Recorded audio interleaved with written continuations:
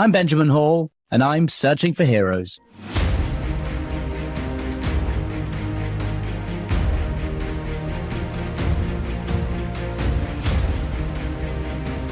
Well, thank you for joining us today, everyone. And my guest today is Dr. Lucy Hone. She's a best-selling author. She's an international speaker. And principally, she is a specialist in resilience, psychology, and has spent the last 15 years learning and teaching resilience. But, and very sadly, 10 years ago, almost to the day, her 12-year-old daughter, Abby, was killed in a car crash. And she had to take all the studies of resilience she had been doing, and she had to put them into use and had to find a way through this grief. And she talks openly about that today and about what resilience is. And it really is a special episode because I think I really felt many of the things that she was saying had been part of my own journey that I have been through over the last couple of years. So thank you again for joining us. And look, I hope you listen and I hope you learn from today. Thank you. Well, look, Dr. Lucy Hone, it's such a pleasure that you're with us today. I'm really grateful for it. Thank you. My pleasure. Thanks for inviting me along, Ben. I'm really keen to get into this conversation about all things resilience. Well, and you are, and I have spent all day looking at the work you've done, about the direction you've gone, about the lessons you teach. And, you know, from someone who has been trying to figure out more about resilience, you have pinpointed it, you know, to such a degree that I think everyone listening will hopefully really pick up what you're conveying. Thank you. And I think for such a overused or much used word, the complexity of it is little understood. It's true, isn't it? Because, you know, so often you hear about resilience and people just think, pick yourself up, it's be brave, it's be strong, and off you go. It's so many more things than that too, isn't it? Yes, it is. And I'm sure we're going to get into this, but being able to be vulnerable and ask for help is every bit as much a part of our capacity for resilience. You know, that is an essential skill. So I think that really staunch version of, you know, picking yourself up, as you say, the good old British stiff upper lip that you and I have been brought up in and know so well. Yeah, it's definitely complex and it's dynamic. It's always changing. Which has its moments as well. And that's the complexity of it. I think sometimes there are times when just letting loose of all your emotions and saying everything isn't perhaps the best thing either. So perhaps it's about picking the right way to deal with whatever grief you are going through. So I suppose start off with that. Do you think that resilience has to change depending on what you are trying to get through? Yes, so I think it definitely is. Let's start by saying that it's not a trait, it's a capacity that resides within us all. And that capacity to be able to steer through whatever adversity is facing us comes from an amalgam of different ways of thinking, acting, and being. And it's different in all of us. And you're right, it is also, so it's deeply personal, but it is contextual. You know, it's very much about being able to have the emotional and mental agility to enable you to be able to respond to whatever is facing you in that moment. Do you think that it is that somebody can become resilient? And I suppose it's back to the question, you know, is it nature? Is it nurture? Are we born with resilience or can we learn it? Okay, so let's start with the nature nurture bit. In my work, so I run this coping with loss team globally where we help people cope with all kinds of loss all over the world. And in our hands, we say that resilience is a combination of nature, nurture, and culture too.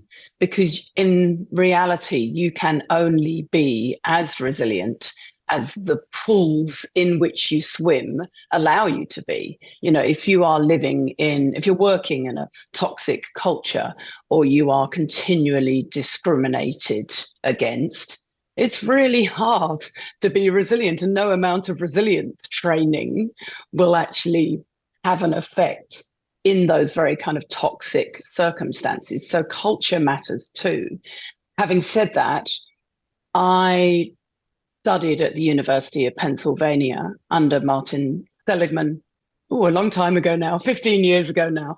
And I went there expressly because they already had, that academic department already had the Penn Resilience Program, which back in 2008, 2009, they were just starting to roll out into schools to test this very question, Ben, can we actually teach people to be more resilient?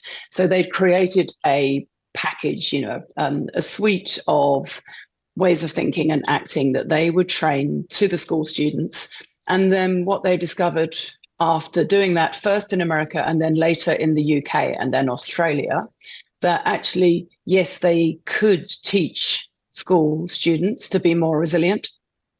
And the impact of doing that training showed that they had less depression, higher levels of happiness 6 months down the track. So that was really encouraging signs for us. But how could you teach? Could you teach people? What are those dynamic processes? So to just give you one example, we know from so much of the literature that an essential competency for resilience is something that we call realistic optimism. So you've got to understand what it is to be an optimistic thinker and not get stuck in that pessimistic thinking trap whereby you automatically interpret an event in the worst case scenario thinking, or you take it overly personally and you make the impact of it permanent and pervasive in your life. And what we have shown is that you can train even the most die-hard pessimists to catch their reflexive negative interpretation of an event and go through a series of steps to challenge that interpretation and then seek more evidence and look for alternative explanations. So that's just the optimism bit. But what we really know about resilience is that you need to combine that with realistic or pragmatic thinking, hence the term realistic optimism. So you might be familiar with the Stockdale paradox that came out of the American airmen. So Jim Stockdale was one of the American airmen who was held captive during the Vietnam War.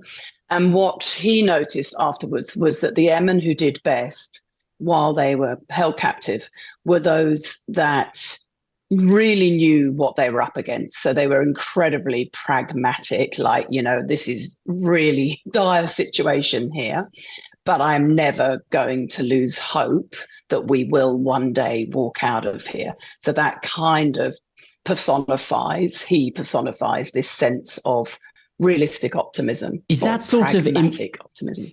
Is that like embracing? Would you say it is about embracing the difficulties? It's about saying, here they come. Certainly about not being in denial. You asked, is it about embracing the challenge of what you're up against in a realistic sense? Yes, it is absolutely about that. We know that when people are operating from a resilient mindset, they are not delusional, they are not avoidant, they are approaching and accepting of the enormity of whatever it is they are facing. They're very realistic, but at the same time, and this is the really critical bit, they never lose hope and optimism and the sense of agency that they actually will be able to prevail over the long haul. You said also that it was about realizing that catching your negative thoughts, about being able to catch those pessimistic thoughts. And is that a process as simple as just teaching yourself that when you think, and I'm using any kind of example, but when you think, I won't achieve this today, or I won't get that done, or I'm not doing well, is it literally about stopping and saying to yourself, that's not true. I have to be put to the side, those feelings that are hurting me, and move on? And can it just be as simple as saying that to yourself, being very open about that to yourself? I won't think about that. They're not helping me. Let's go a different direction. Yeah, so I think what you've said is we all have to have our own way of doing this, of Yeah. disputing our less accurate thinking or our catastrophic thinking or our pessimistic thinking. And one of the ways that we teach is that's not true because. So, I'm not going to get this job. I'm useless. No one will ever hire me. Well, that's not true because, and what you're doing here is actually disputing it, maybe like a friend would. Like if you said that to your friend, they say, well, that's not true because, you're in a successful job right now, or you have been employed in the past, you've got really good references. So you're actually getting to the nub of the evidence that is in your favor rather than just focusing all of your attention on what you can't do, the pessimistic, negative thinking. Hmm. The other one is another way of seeing this is, Yeah, another way of seeking more seeing. evidence. Mm. Yeah, yeah. I wonder if there is, to a certain degree in life, a need, though, for some kind of fear. So you mustn't discount every negative and every pessimistic thought. It's about maybe finding that balance. It's about realizing that this is the one that's going to hurt me, but this is the one that might keep me safe.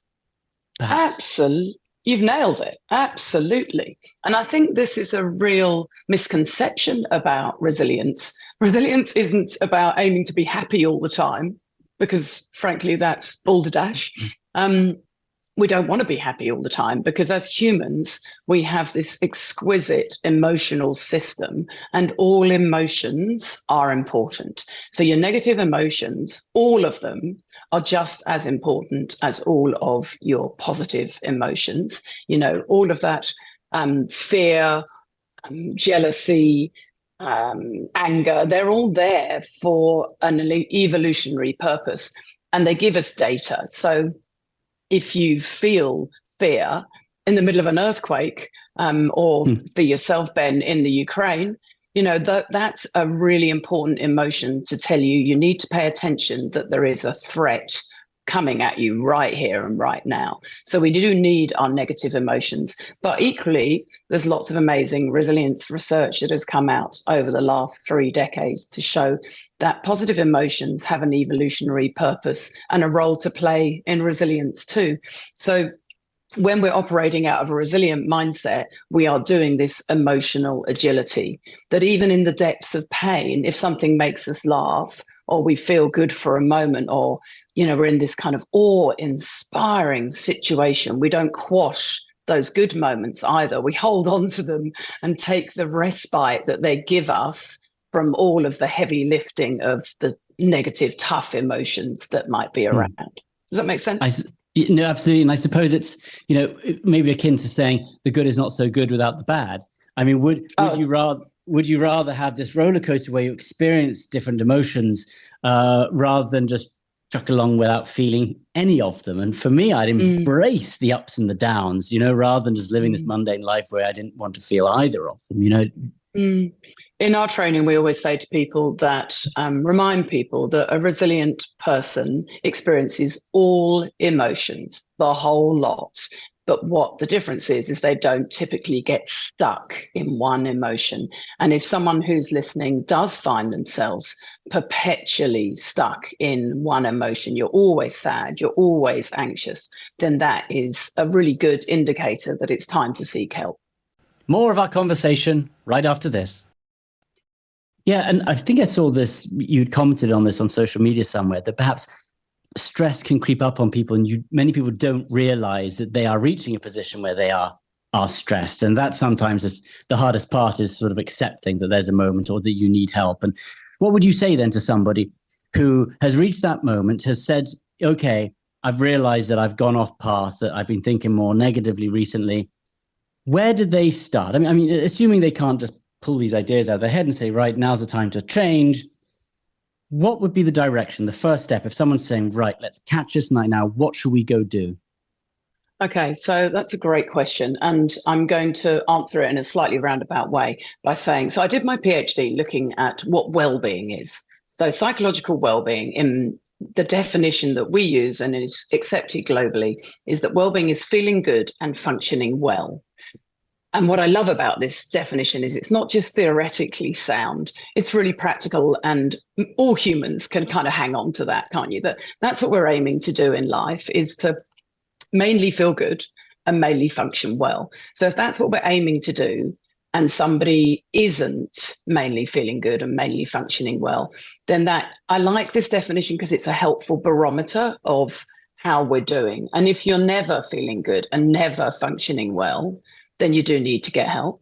And, everybody's medical systems, health systems are different, but I would always recommend you go and talk to a health professional. But sometimes you can just ask a friend. And, it's as simple as that, as just saying, I'm actually not doing that well right now. And this is where the resilience comes in, the willingness and readiness to be that bit vulnerable, to say, I'm lonely, this isn't working for me. Can you at least even help me find some help? And there's lots of amazing online training nowadays. And there's a lot of EAP in workplaces, employee assistance programs, where you can actually access free counseling nowadays. So CBT and ACT therapy are two of the best forms of mental skills coaching. Think of them as mental skills coaching better, instead of thinking of them as counseling, if that word spooks you. And they will teach you to grow your self-awareness of your typical thinking patterns and establish how those are working for you, whether they are enabling you to feel good and function well, or maybe they are preventing you from doing so.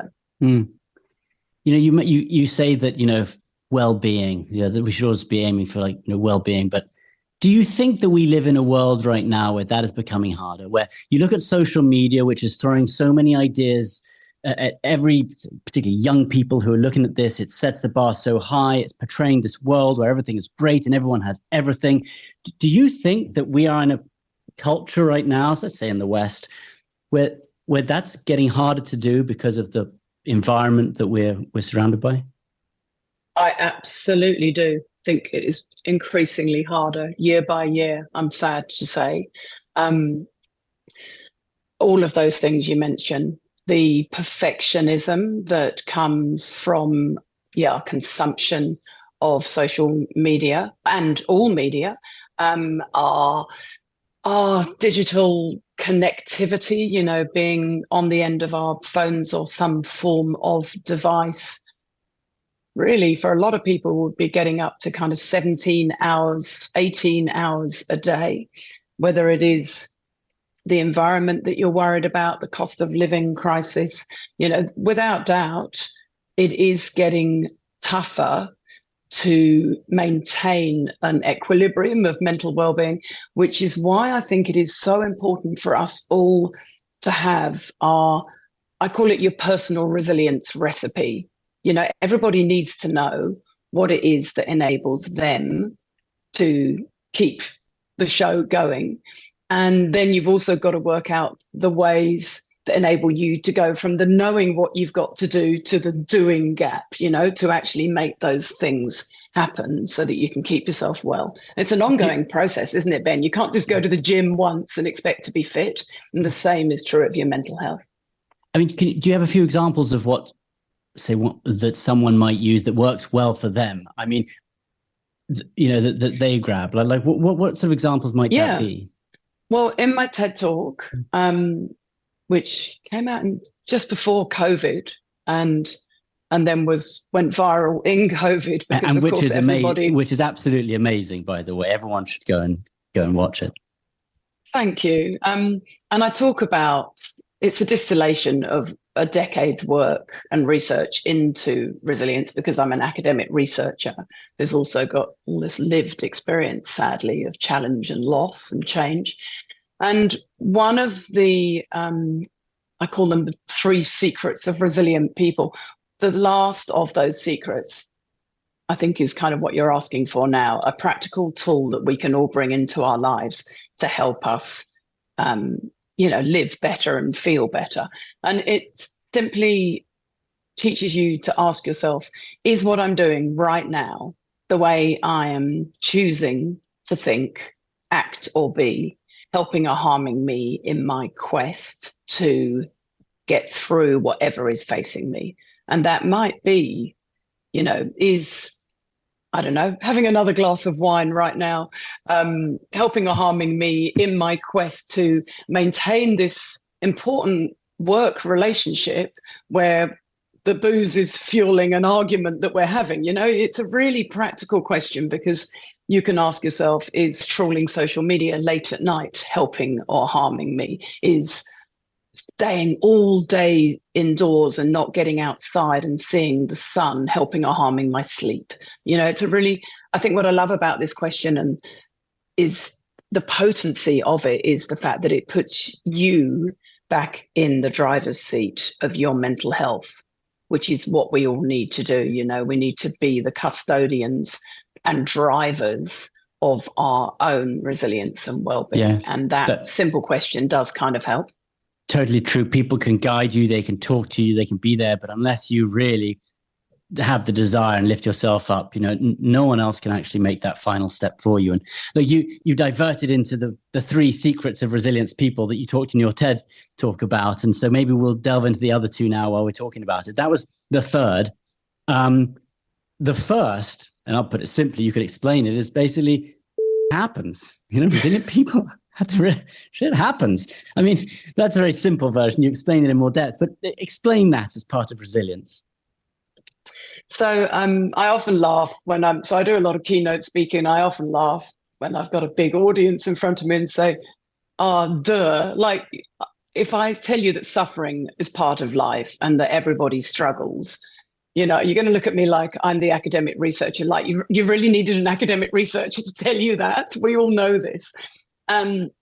But 2 things I think are important about understanding that suffering is universal. The first is that if you know that in your bones, then when something truly awful happens to you, knowing that everybody struggles stops you from feeling singled out, and it makes you feel less discriminated against. So essentially it stops the why me question, which is really important, because it stops you from, it gives you more agency and more connection to other people. You're like, everyone suffers. This is awful. I'm not diminishing how awful whatever is going on is. But at the same time, the fact that this has happened to me sadly just makes me human. So that's the first point. Yeah, weighing on that quickly, quite often, if I've got something going on my mind and I can't shake it and I'm walking down the street, the first place I go is, you look at all these other people walking down the street and and I stop and I say, imagine every one of those people is thinking of something. There is something they'd like to fix. And then you feel part of this great group and great community where we're all doing it. We're all trying to get through something. And that's such a great way for me, of thinking, we're all in this together. Come on, let's keep going. So I love this, Ben, because what you've done there is absolutely role model how what we each of us need to do is take the best of science, take the content, and understand that being a perfectionist and that doing all that inner sledging isn't doing yourself any good, isn't going to help your performance, your relationships, your well-being, your resilience. Yeah. But I love the fact that you've personalized it and made up this whole little kind of intervention that you use daily, that you're walking down the street, imagining all the horror and trials and tribulations that are going on in everybody's lives. And it actually works, doesn't it? It makes you go, okay, well, at least I'm not feeling singled out and victimized. I think that's why it makes you feel less of a victim and part of humanity. Yeah. So it works the other way as well. When I'm having a really great day, I go down the street and I just hope, gosh, I hope that they're having a great day too. And I really wish they were as well. So you've got to be able to share in both the negatives, and you really hope that we can all share in the positives as well. Find that what works for me. You raised an interesting point, which we'll get to point number 3 in a second, but you talked about academia there. And I think one of the things you have tried to do in your career is you started off as an academic, you studied resilience, but what you really tried to do is you take that out of the books and you want to bring it into real life, which I think so much academia doesn't manage to do. And that's sort of been a real passion of yours, hasn't it? Trying to make people understand the academia. Yeah, and I think, and what you might not know is that the previous chapter before academia, which makes more sense of this, was that I was a writer and a journalist. So I come from a communication background. I'm a storyteller. I've always been interested in observing things and then writing about them and researching them. And then I became so fascinated by the science of human potential and what was it that enabled people to really thrive come what may, that's how I got into studying resilience. And that's what drove me to go to UPenn to study with Marty Seligman and co. And then I did my PhD and I've done the research. So now I fuse that with having an academic perspective. And what really makes me buzz now is going, okay, so the stuff that I used to get as a journalist, I would always be interviewing one person. And that's valuable and interesting. And, you and I both know that personal stories are absolutely fascinating and need to be told. But I then became really fascinated to know if, rather than just doing self-help, what of these tips and strategies that enable people to cope with tough times, which seem to be consistent and constant and replicated in different places for different people. So the science perspective has really helped me do this work with greater confidence. And then the bit that I love now is that I spoke to 30,000 people last year, and I then get to get their feedback. So then I also get the kind of the practical bit too. I get to hear from them the shake of the head when they don't understand me, or the, aha kind of head nod when they're like, that's what I needed to hear. And so I love having that feedback loop too. Can I ask, was there something, say, those 30,000 people or all the people you've spoken to, that has surprised you most, something that you weren't expecting to learn, that after speaking to so many people, you said, that surprises me? Yeah, that's such a good question. And I'm desperately trying to think it's what. Do you know what surprises me most about my work now? Is I have spent the last 3 years running live online Zoom groups and programs to help people cope with loss. So we have bereaved people come onto our courses from all over the world, and you sit in a Zoom room with them, which frankly, most people listening will probably think, that sounds terrible. It sounds like a depressing, awful place to be. And of course, people do sometimes cry, and we are talking very heavy topics. But what surprises me is the beauty and hope and caring and compassion that I have seen in those courses, but also when I'm doing a keynote. And recently I did a keynote that was called Life, Death and Everything in Between in a bank, a big commercial bank in Sydney, which is not normally the place that you expect to be talking about grief. And afterwards, they had a panel of CEOs talk about their recent experience with grief and the palpable shift that talking about grief, being allowed to openly talk about it, brings to the world has really, really surprised me.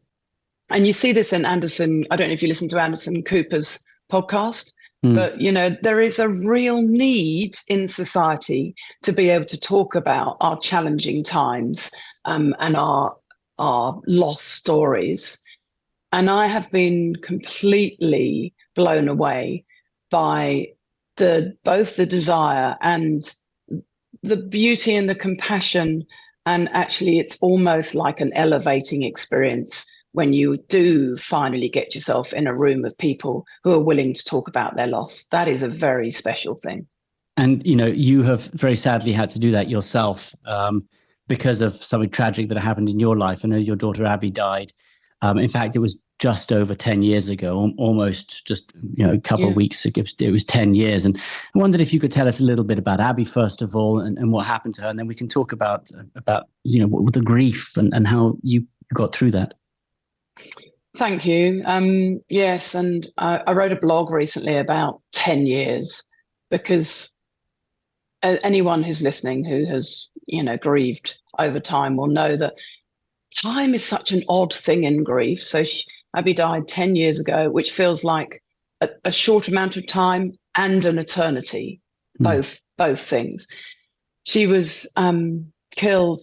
Dear girl was only 12 years old when she died, alongside her best friend, Ella, who was also 12, and Ella's mum, Sally, who was a really dear friend of mine.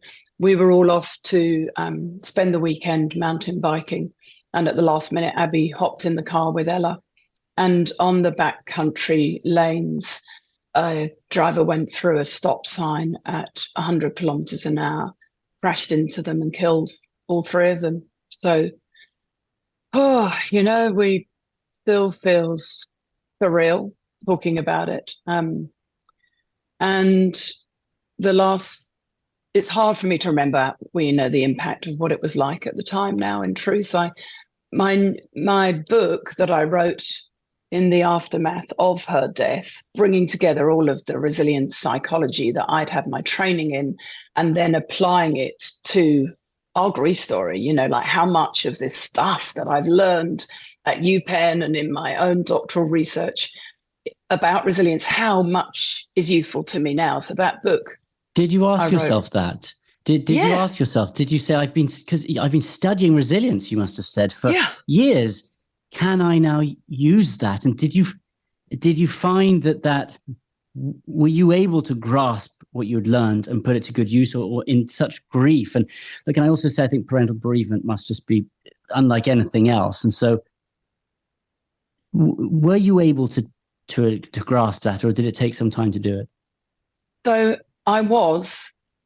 I decided to try and be my own experiment. I always remember those words of Viktor Frankl, who wrote about man's search for meaning. And he was in one of the camps in the Second World War. And he was an Austrian psychiatrist. And he said, be your own experiment was his line. And I remember thinking, okay, that's what I'm going to do. I will freely acknowledge that I had my doubts as to whether any of this material that I'd been learning about would be helpful for me, particularly in those first early days and weeks. But as a writer, I started writing a blog because, and you'll get this as a journalist, that's how I communicate. I have to write to kind of make sense of the world.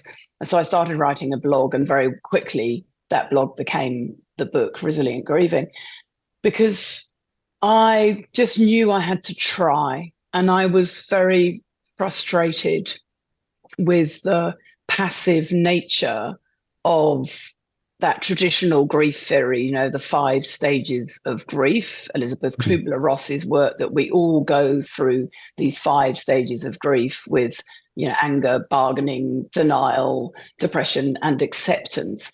Being told that was just absolutely frustrating to me, because I was like, I don't want to be told what's going to happen to me. All of my training has taught me that I want to know what I can do here. What are the ways of thinking and acting that are going to help me and my family somehow survive this loss?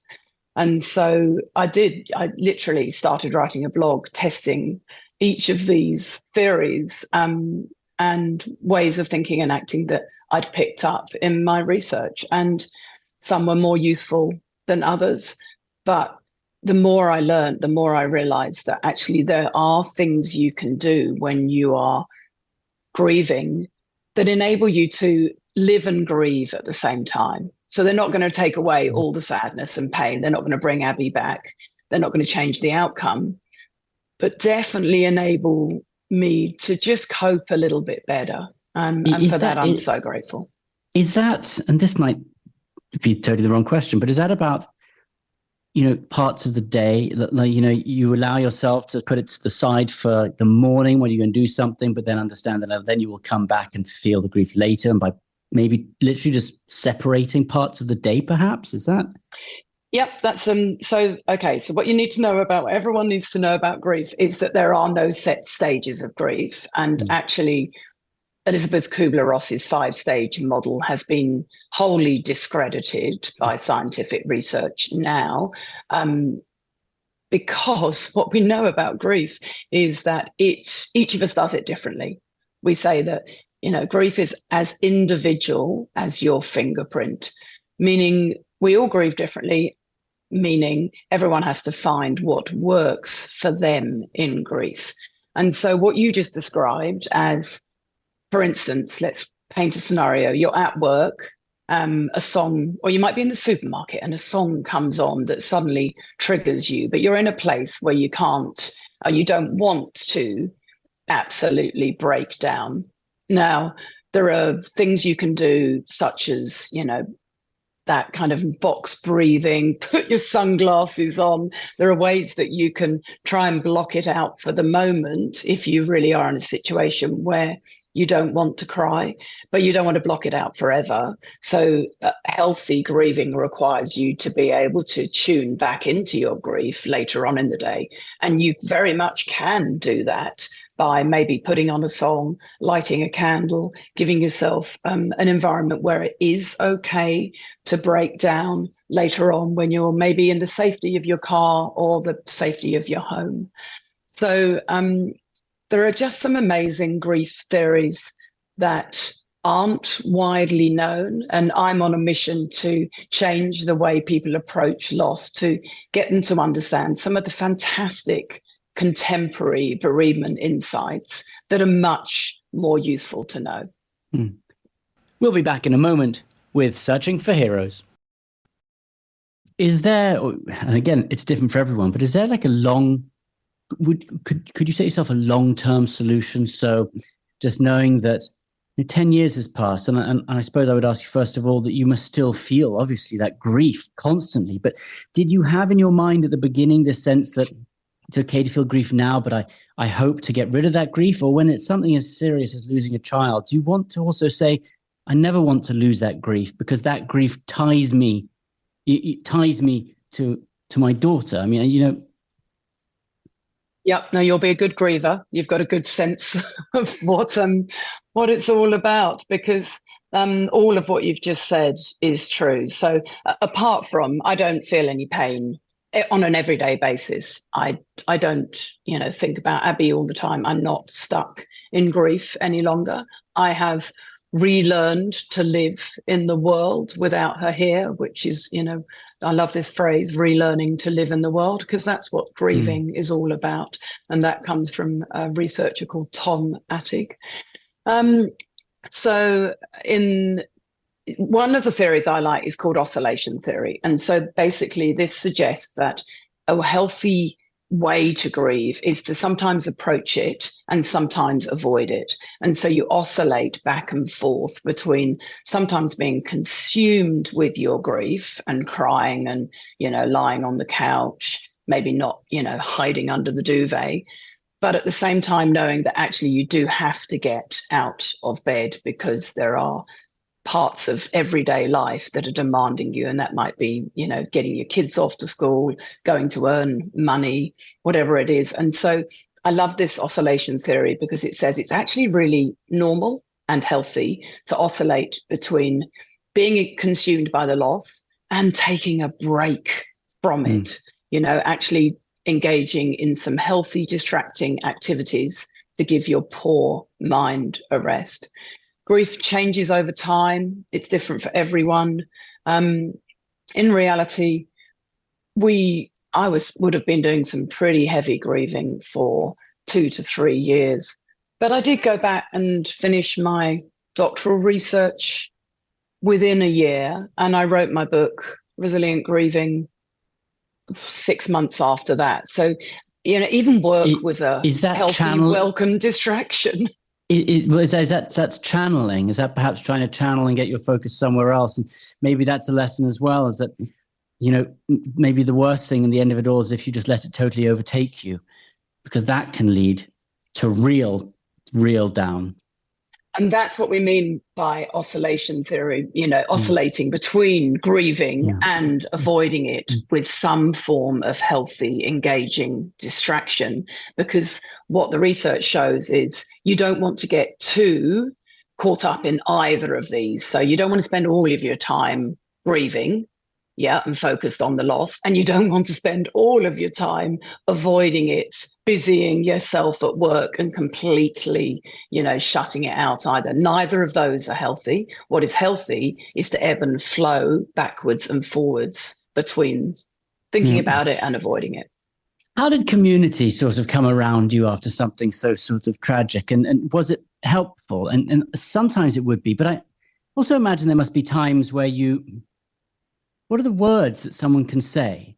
What is the way they can react with you? And so I don't know if you welcomed people and wanted to talk about it, or sometimes that didn't help. And I don't know if that's a dilemma you have through grief. Again, this speaks to how deeply personal grief is, that everybody will be answering that question differently. And even within my own life, my husband is, really extroverted and needs people and wanted to be around people. I am more of an introvert. And so we had to balance that. And I would find ways, knowing that I needed to get away from the hubbub and the noise of the busy, frenetic house in the, weeks after she died, because our community thankfully did really rally around us. Knowing that I would find ways just to sneak off, and I maybe would drive somebody home, or I'd drive to go and pick something up from town. And that would just give me, 20 minutes on my own in the car, or 20 minutes of just one-on-one with one person. In our grief courses, we do an awful lot of work around helping people identify the support they need, the various forms of support they need, and also getting over any barriers that prevent them from asking for it. Because, of course, you desperately need people when you're grieving. But anybody who has been bereaved will tell you that it can be the most isolating and lonely time. Grief really challenges our relationships too. Yeah. I suppose maybe we'll bring it round again and sort of maybe finish up by talking about something that you talk about, which is grief and growth. And, if you had to talk about getting through something and then finding that growth, what would be the way, if you had to talk to someone who was going through it, what's the way? How do they find that growth? How do they go out and do it? Well, what do you say? Thank you for bringing that up. And it's a deeply sensitive topic, but we have recently launched a new course called Grief and Growth because of the demand from our community, who have noticed over time, and this does take time, but, very often, typically 2 to 3 years down the track, our clients have come to us and said, this has really changed me. This whole experience, I have realized, has really changed how I view the world. It's changed my core beliefs and my assumptions about how the world should work.